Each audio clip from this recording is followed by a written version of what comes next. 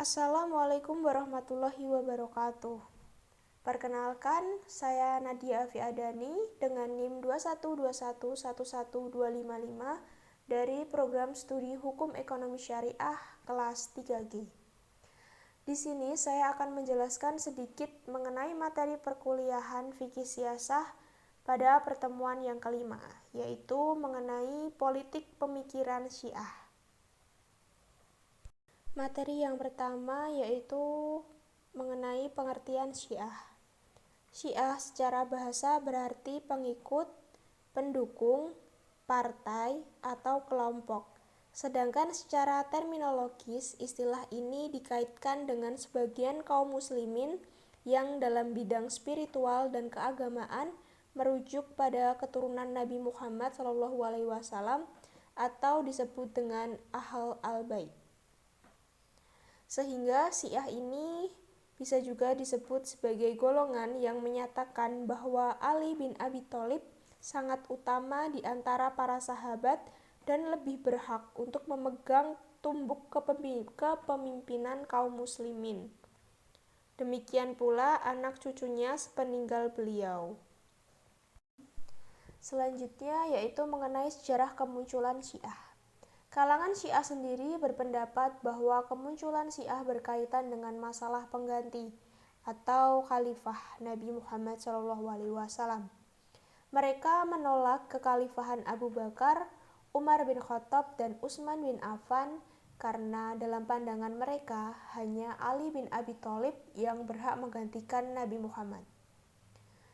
Kepemimpinan Ali bin Abi Thalib dalam pandangan Syiah tersebut sejalan dengan isyarat-isyarat yang diberikan Nabi Muhammad SAW pada masa hidupnya di awal kenabian.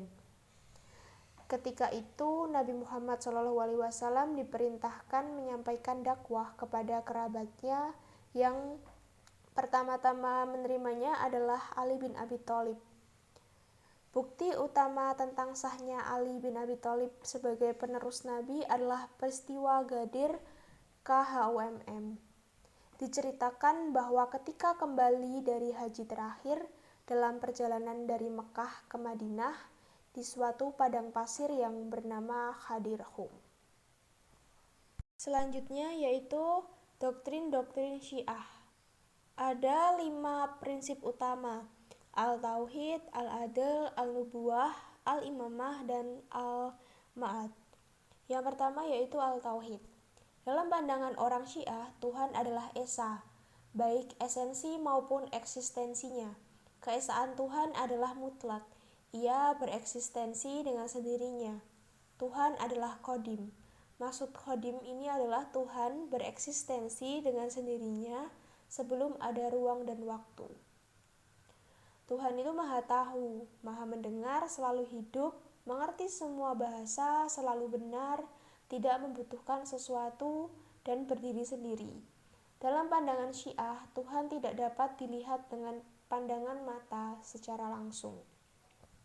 Yang kedua, Al-Adl atau keadilan. Dalam pandangan Syiah, Tuhan menciptakan kebaikan di alam semesta ini merupakan keadilan. Tuhan tidak pernah menghiasi ciptaannya dengan ketidakadilan. Dikarenakan ketidakadilan, kealiman terhadap yang lain merupakan tanda-tanda kebodohan dan ketidakmampuan. Dari sifat ini jauh dari keabsolutan dan kehendak Tuhan. Tuhan memberikan akal kepada manusia agar mampu mengetahui yang benar dan salah, sehingga manusia dapat menggunakan seluruh indera yang dimilikinya untuk melakukan perbuatan baik maupun juga perbuatan yang buruk.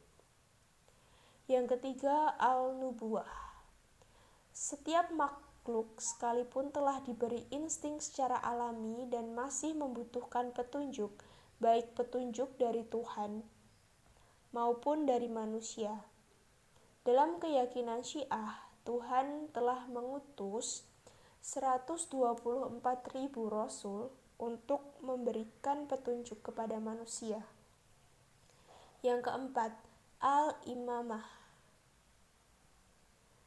Imamah adalah institusi yang dinaugurasikan Tuhan untuk memberikan petunjuk manusia yang dipilih dari keturunan Ibrahim, dan dielegasikan kepada keturunan Muhammad sebagai nabi dan rasul terakhir.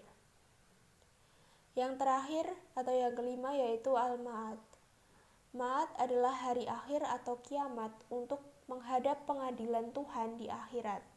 Setiap muslim harus yakin akan keberadaan kiamat dan kehidupan suci setelah dinyatakan bersih dan lurus dalam pengadilan Tuhan.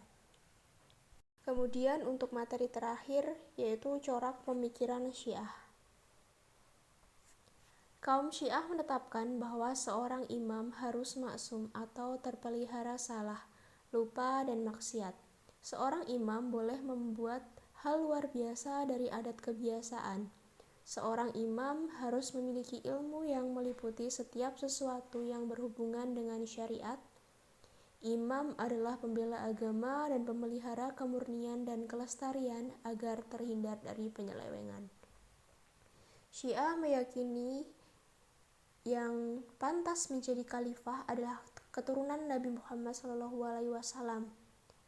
Biasanya orang-orang Syiah adalah orang-orang yang taat dan mengikuti semua perintahnya. Mungkin hanya itu yang dapat saya sampaikan. Kurang dan lebihnya dalam saya memaparkan materi ini ataupun salah dalam saya mengucapkan kata, saya memohon maaf yang sebesar-besarnya. Semoga apa yang saya sampaikan dapat bermanfaat bagi kita semua. Sekian dari saya. Wassalamualaikum warahmatullahi wabarakatuh. Terima kasih.